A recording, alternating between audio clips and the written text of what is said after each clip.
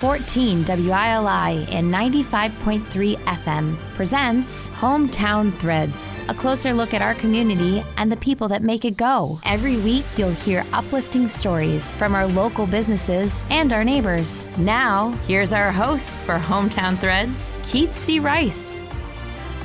Episode 54 of Hometown Threads on 14 WILI, 95.3 FM, Willimantic Today, Facebook, Spectrum 192. It's also the second week.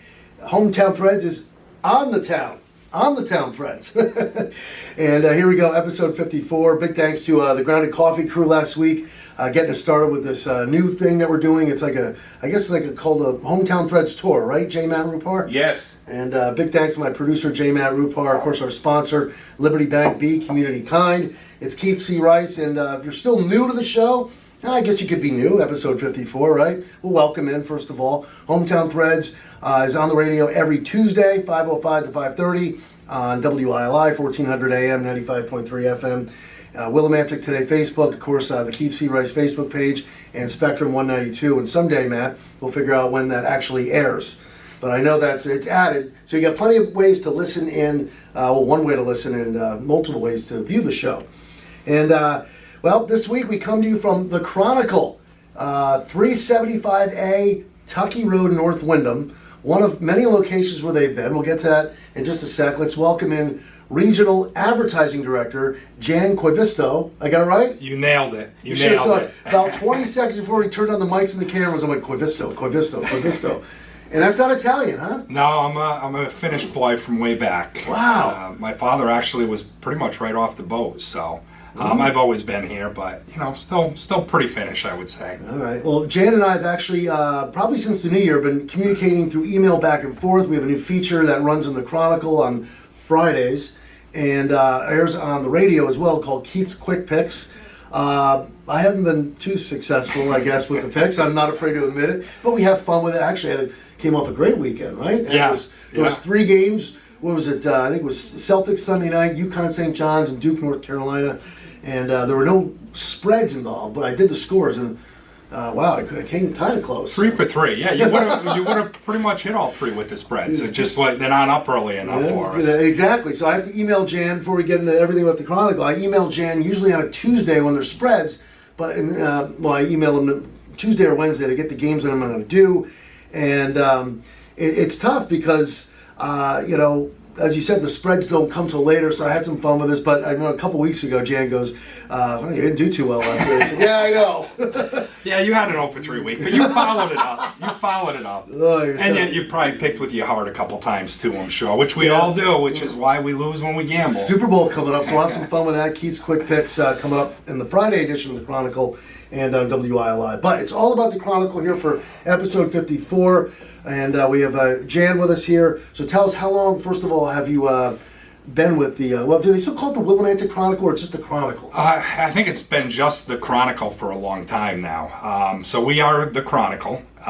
We've always been beyond Willimantic. We're in Mansfield, we're in stores. It makes sense to drop the Willimantic. Exactly. I think other papers have done that too because they realize you're pigeonholing yourself when you put the town there. But I've been here since 2015. Been in the newspaper business since 1990, so I'm not a newbie to that.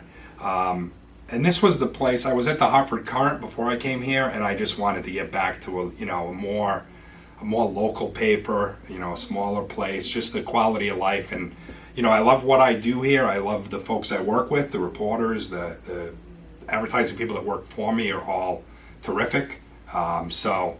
Great place to be. And I love Willimantic. That's great. We're glad that you're here too. So tell us, you're here in North Windham now, which is actually basically about 5 minutes from where I live. I'm always on Tucky Road. And a quick side story, I told you this earlier, is that I'm on Tucky Road all the time, literally multiple times a day at times. And one day, months ago, I'm like, I had no idea the Chronicle had moved. And I'm thinking to myself, maybe it's a satellite office. So how long have you been in this building? And you guys, tell us about a little of the history where the Chronicle's been. So we've been here for about a year now. I started on Chronicle Road, which is, we was talking over by Casella. Mm-hmm. Casella owns it now. And I think they were there for quite a while. Before that, they've been on Main Street. They've been on Union Street. So we have moved a few times through the years. We moved when the Crosbys sold to Mike Schroeder. We moved to Wyndham Mills. What year? Do you know what year that was? That would have been 2017. Okay, so Yeah. I figured it wasn't too long ago. Yeah, 2017. So he owned it only for a few years, and in 2022 we were sold to a new company, and we moved here, like I said, about a year ago. I think we're coming up on a year, actually. Yeah, I had to be, because I was surprised when I saw that. I'm like, wait a minute, I know they're still in the. I figured you guys were still in the mill, and as I said, I thought it was a satellite office, but.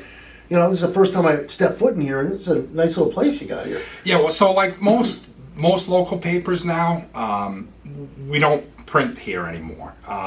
Actually, I think even the Hartford Courant doesn't print in Hartford anymore. So, but most of the smaller papers print really regionally, usually in Springfield or Providence. We're in Providence. So once we didn't need all the space for the printing press. That's kind of why we moved out of Chronicle Road. And then now through the years, that Wyndham Mills location was always actually kind of oversized for us, but it was the space that was open. And then we moved here just because the space fits our needs now. And, about how many people would you say are in this building with you? We got usually, in and out, because like reporters are in and out, ad directors are in and out, but I think we got 12 that work out of here. A little more than we got at the radio station. Well, that's like that in any field these days, because as you mentioned, reporters being out in radio, not just at WILI, but every radio station, salespeople pretty much don't come into the station that much anymore. They work from home or they're on the road, so you're seeing that a lot. I go back to the old. I say I go back because my first ever job was as a paperboy for the Chronicle. I had to be about 10, 11 years old, and this is back when they were, as you mentioned, Willie Ways Costello was back in that area, and I would say that had to be like the 80s. So I have a little connection to the Chronicle, and every day I'd open up the stack of papers that were dropped on my front yard when I got home from school. It was always right after school.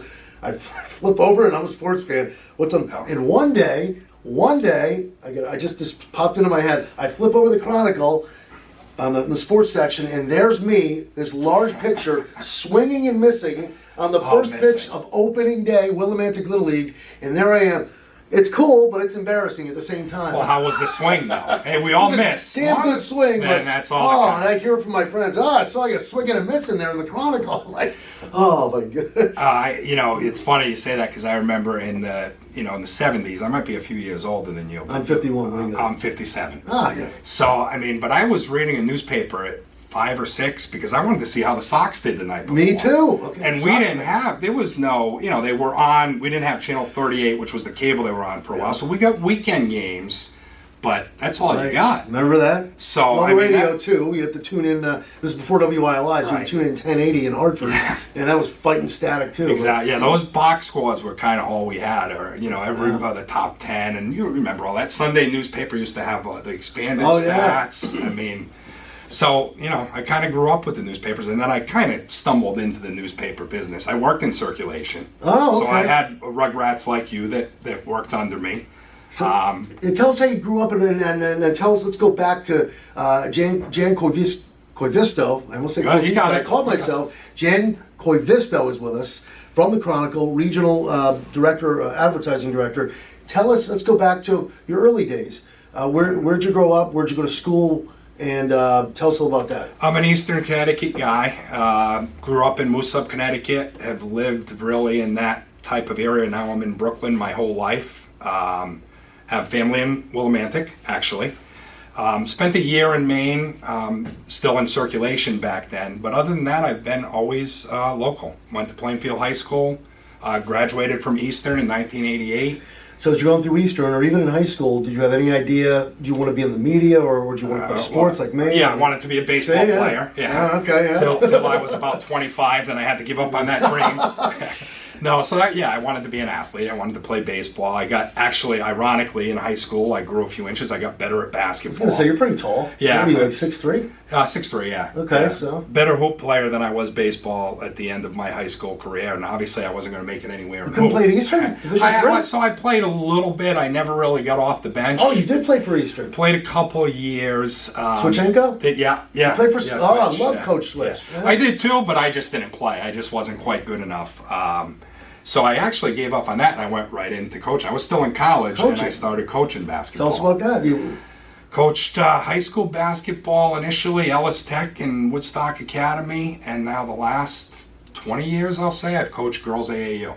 how many technicals have you got in your career? So, like everyone, I'm sure you've matured. Those early years when I was 20, 21, 22, I probably was getting 10 a year. It was just an Did you ever get thrown out? just in it once. Oh, all right. Once. But now in AAU, I'd say in the last 20 years, I've gotten 3. And usually, like I argue, like every AAU tournament gives you sets of rules. They're slightly different. You know, when the one-on-one might start, how many timeouts you get, things like that. And usually I argue about the rules because the refs don't know the rules. So Exactly. that's what my argument is. Like, we all miss calls. You know, it's so hard to do a game of basketball. yeah. Even watching, we're all great refs from the stands. Exactly. But it's an impossible sport to officiate. Okay, so you did the coaching thing, and now how does your love for media come in? Like you've talked about, you've done a little radio for Gary Oak and winning some games, but how'd you get in the whole newspaper thing? So, you know, I lucked into it. It was just a job that was advertised. I applied for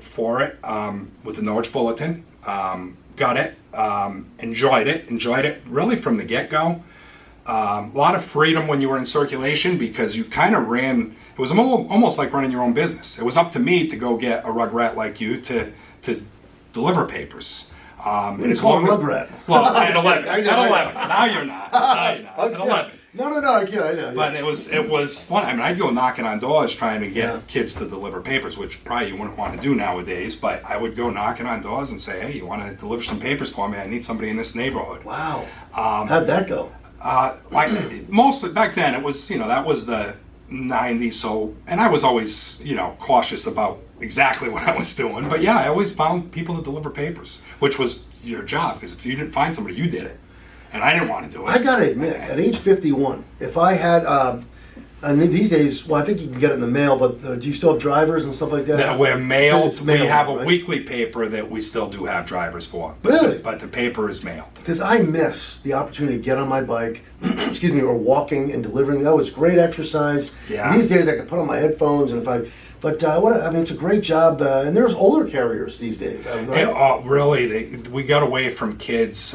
Really, the whole industry has gotten away from kids. I'm going to say a decade ago, maybe a little longer. I think towards the end, when we were still on Chronicle Road, we had maybe 1 or 2 kids. What was the reason? Probably Safety, responsibility, and the unfortunately, as all newspapers experience, the saturation of the delivery. You could have a neighborhood of 50 houses, 30 of them, 40 of them were getting the paper. By the end, it wasn't quite those numbers, so you had to have people go a wider area. That's why they went to more and more adults. Okay, we're talking with Jan Koivisto, Regional Director of Advertising here at the Chronicle, Hometown Threads, episode 54, 14 WILI, 95.3 FM, Willimantic Today Facebook, Spectrum 192, brought to you by Liberty Bank, Be Community Kind. So you said, let's get back to 2024. We'll get into some history of the Chronicle. But these days, as you said, the Chronicle is mailed daily, correct? And weekend is delivered by drivers? Nope. The Chronicle is Monday through Saturday. Monday through That's Saturday. all mailed. That's all mailed. We then have a weekly paper that goes to non-subscribers, and that is delivered by drivers. How many drivers would you say you have? We only have 4 or 5. We deliver about 18,000 of the weeklies, but they can deliver them over a couple days, so it's not a big staff of drivers any longer. Okay. Now, let's get into a little history, because there's Sure. a lot to talk about with the history of the Chronicle.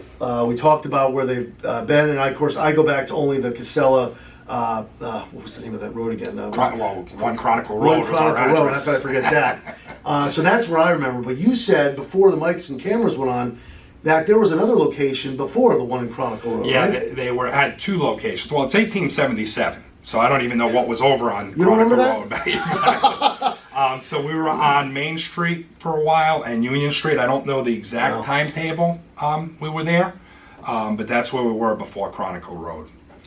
And then, let's see, well, Kevin Crosby was the, Yep. God rest his soul, and he passed away in, was it 2012. Yeah. 2012. at a young age?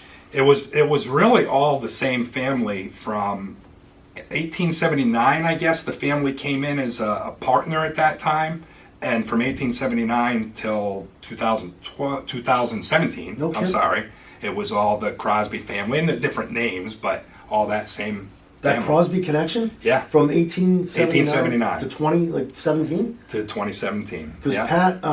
Pat was involved there for a while after Kevin had passed, right? Yeah, Pat was awesome. Pat was not a newspaper person. I think she stepped in and stepped up when I think, I wasn't here at the time, but I know from the stories I've heard, no one knew exactly what was going to happen. Yeah. Because Lucy had passed. Lucy was the publisher. Kevin's mother had passed earlier in the year. That was earlier in the year. Yeah, so, Pat stepped up and really did a great job keeping it running. I don't think newspaper business was her passion, but she kept it running. And, for Kevin's legacy, I think, is part of what she wanted to do. And this was still One Chronicle Road at the time. Still correct? One Chronicle Road. Because then the Yeah. move to the mill came in 2017. Yeah, Pat sold to Michael Schroeder. I'm going to say in around April 2017, but I could be a little off on that. But it was definitely 2017, and that's when we were not going to print anymore. He got us printing in Springfield at the time, so he just didn't need that space on Chronicle Road, and that's why we moved over to the mills. You were part of the, how long you been here again? I was here then. I was here since 2015. So I Okay, so worked you were for there Pat for the for a mill. couple of years. Right. Yeah, I worked for Pat for a couple of years, and then Mike Schroeder. Tell us about that transition, going from Pat to Schroeder. If you don't, whatever you can tell us about that. So yeah, I don't know that it was relatively seamless. I think at the time, except for the move. He owned New Britain Herald and the Bristol Press. So his duties were a little split, and he was, he tried to be involved in the community, but he was coming here maybe once every few weeks. And we kind of, I think, ran ourselves a little bit for some of those years. So that, I guess that was a transition, is really there was no publisher in the building where, Pat you saw every day to say hello to. So that was a little bit of a transition, I guess, but, I think we kept it going pretty well. That happens in radio too. Yeah, right? You happens have, radio. you have owners or managers that can't, always be right there Right. every day, and we're lucky to experience that back in the day. But that's what happens when places change ownership. So again, as we say in the radio business, sister stations. You Yes. guys are sister papers with the New Britain Herald and the Bristol Press. is that what it's called? Correct. And we try to, that's why I'm regional advertising director, because I'm in charge of those papers too, and I try to get there, once or twice a week. Oh, really? You go down there? Yeah, Oh. yeah, and our editor is normally in New Britain, and he does the same thing. He comes down here once or twice a week. So we try to combine resources a little bit. I think I think the sale in 2022, June of 22, actually April of 2022, to the new owners was a positive, and to survive, we had to kind of combine a little bit. But it's worked pretty well, and it's actually made a lot of sense, to be honest with you. Right now there's 2 ad reps here, so that I'm in charge of 2 people. I can easily, I have the bandwidth to be in charge of somebody in New Britain and Bristol too. That's great. And it's kind of the same thing with the editor. The staffing is a little bit less than it used to be, so you manage a few more people, and it works pretty well. And we do share resources, and we try to share ideas, and we try to make That's great. some things that make sense for us to do together. So you mentioned there's a couple times you try to get to New Britain and Bristol once a week. Yeah. Take us through a regular day of being regional director of advertising here at the Chronicle. Sure. So, a lot of it is done, as you know, probably. I don't know, well, radio's maybe a little different, but we do a lot through email now. So that's, usually the first thing I do in the morning will be answer all those emails. Like mine, right? Yeah, exactly. Exactly. Yeah, exactly.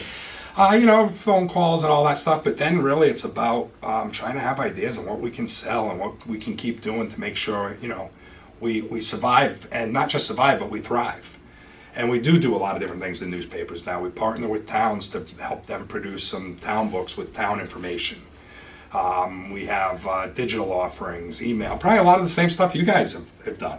Yep, we're getting into the digital way of sales Yeah. as well, and you just got to keep evolving. You got to have keep to. evolving. Yep, it's, now what do you got here? Tell us about, you brought in some old Yeah, chronicles here. this was just because I thought you were going to grill me about the history a little bit, and I'm not. We I'm have not cameras always. here. I'm But these not- are in great condition, too. Yeah, these are in great condition. So we've done a few anniversary things. This was the first one, 2002, was 125. Okay. So I brushed up on a little bit of that. That's when it Just talked like about 125th anniversary. Yeah. And then this was done in January of 2012. I apologize So, to people listening on the radio. You have to check it out online. Yeah. That would have been just before Kevin passed, unfortunately. And then we did one. So I think this was 2017. This was just before Pat made the sale. And I think she kind of knew she was going to make the sale, so she did one more anniversary piece Wow. in 2017. Do you hear from Pat at all? She stay in touch? Not really. No, that's probably a lot on me. That's kind of the type of guy I am. Sometimes I focus on the next Well, you task have to, too yeah, often. yeah. So I just didn't know if she, swings down every now and no. then. I think again, I don't. She just was not really a newspaper person. She took over to save the place. Carry on the legacy a to little, save yeah. the place. We have a couple more minutes. Told you 25 minutes goes Let's by go like quick. that. And we didn't talk enough sports either, but I guess that's not what we're here for. Well, I'm thinking about maybe in these last couple minutes, I'm going to ask you one last question, but Sure. we'll have to talk more about the Keith's Quick Picks because now that I know you're a sports guy, I may have to include you in on maybe being a guest picker. We got to get creative with Yeah, true. NFL's going to be out of the picture after this weekend. So I know my buddy Steve over at Fenton, he wants to get involved, and I have to have Jan do a guest pick. But last minute and a half, 2 minutes remaining here with Jan Koivisto of the Chronicle. Maybe you want to shout out to some of your staff, or maybe to anyone in general who's been a big part of this journey for you, just through not just here at the Chronicle, but through life as well. Well, listen, here I am so fortunate to work with some really awesome people. I mean, I say they work for me, my ad reps, and that's not even really fair because I don't even look at it that way. They're self-sufficient. Gene Beckley, Jackie Gottlieb here, down in Bristol and New Britain. I got Janet Mordino and Ben Schofield. Laurie Moulthrop greeted you when you walked in. She's an inside salesperson, but she's awesome. And Molly Charlin also is an inside person, and she's awesome. So, and the people I work with, Todd Charlin, the general manager. You met one of our new reporters. We got two. Nicole, right? Nicole, Right. yep. You got two great new reporters, Nicole and Johnny. I really think we are on a very positive path. I mean, newspaper business is tough.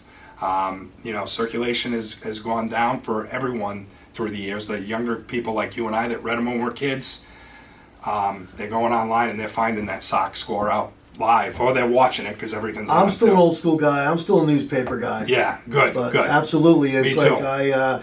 back when I lived outside, I'm from this area, back when I lived outside this area, I used to get, all the other papers. I used to have a collection of papers, just some, in fact, my wife was going through an old memorabilia case, and I have new Chronicle stuff, big headlines, some, not just sports moments, but just moments, newsworthy moments. Right, yeah. I'm a hoarder when it comes to collecting newspaper stuff. But anyone else? Well, I think we got all. I mean, the publisher is Jody Boucher, and she's here usually once or twice a week. And she's been awesome. She's taught me so much, and it's funny because I've been in the business so long, and you think, as an old dinosaur, sometimes you don't learn. But she's taught me so much about the business. I look forward to when she comes because usually something good comes of it. Jan Koivisto. I have a new friend here too. Awesome. We email I think so. multiple times a week. It's great to finally put the face with the email. I almost said the voice. This was the first time hearing his voice. So great to have you on here. Jan Koivisto from the Chronicle, episode 54 here on 14 WILI, 95.3 FM. Don't forget, 375A Tuckey Road in Wyndham is where they're located.